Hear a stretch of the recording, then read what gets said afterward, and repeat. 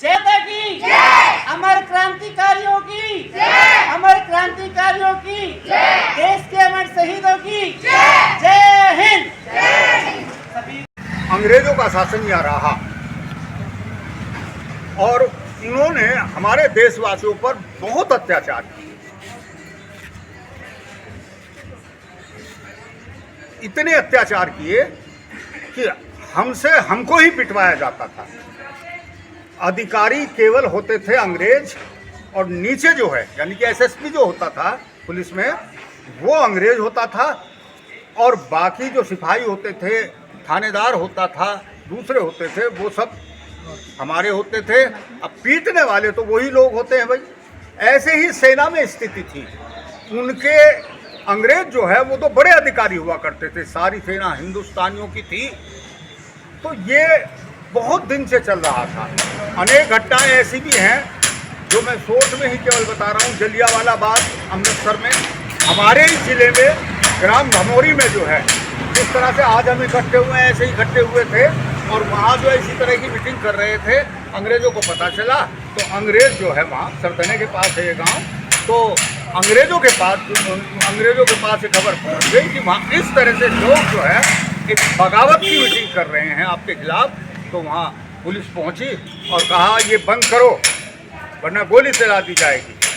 अब भाई इतनी आसानी से तो बंद नहीं करते हैं। मान लिया कोई मुझे ही कहने लगे आगे तो मैं थोड़ी एकदम बंद कर दूँगा है। फिर जहाँ आप जैसे लोग हों, बहादुर लोग हों, त्यागी जी जैसे हों, हमारे चेयरमैन साहब जैसे हों, संतराम जैसे हों और भाई और विष्णु जी जैसे हों, वहाँ तो और भी साहस बढ़ जाता है। तो वहाँ उन्होंने बंद नहीं किया और उन्होंने गोली चला दी।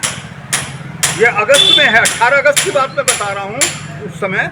और तो गोली बरसाई और इतने लोग मारे गए और आप देखिएगा कि उस समय ही थोड़ी देर बाद बारिश आ गई और वो बह कर खून नालियों में बह रहा था। वो चौपाल आज भी है, शहीद गांव कहलाता है।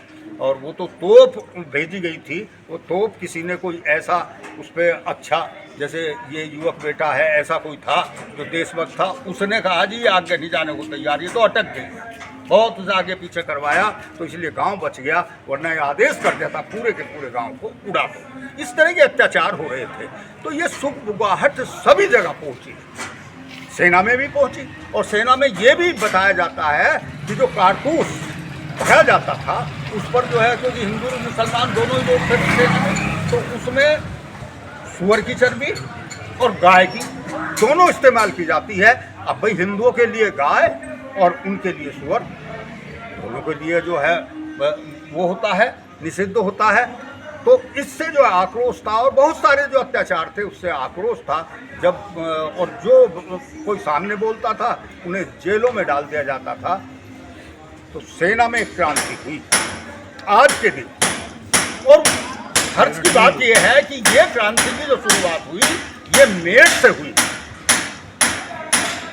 मेरठ से हुई, आपने सुना होगा, आम भाषा में उसे कहते हैं काली पलटन का समय, जो सेना के बीच में, छावनी के बीच में है। सदर में बहुत मान्यता प्राप्त मंदिर है, वहाँ है। वहाँ से क्रांति की शुरुआत हुई थी और उन्होंने जो है, जो हथियार उन्हें मिले थे, उन्होंने उन्हीं हथियारों से जो बगावत शुरू की और वो जो है दिल्ली के लिए कूच किया था। आज मेरठ में वहाँ पर जो है मंगल पांडे के नेतृत्व में जो सैनिक, बहुत सारे सैनिक थे, उधर धन सिंह कोतवाल जी का भी नाम आता है जो पांचली के रहने वाले थे उधर।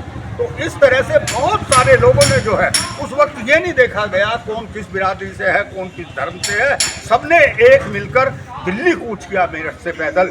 और उसके बाद लोग जुड़ते हुए चले गए। बहादुर शाह जफर जो है उस वक्त वो मुगल लास्ट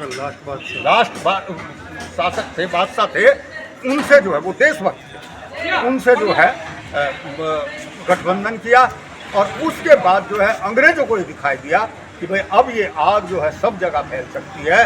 वो मजबूर हो गए धीरे धीरे उन सब बातों से। तो क्रांति दिवस के रूप में आज हमारे लिए बहुत बड़ा त्यौहार, अगर कायदे से देखा जाए, पूरे देश के लिए और मेरठ के लिए, मेरठ शहर के लिए। और परीक्षकगढ़ जैसे क्रांतिकारी, यहाँ भी बहुत सारे स्वतंत्रता सेनानी रहे हैं।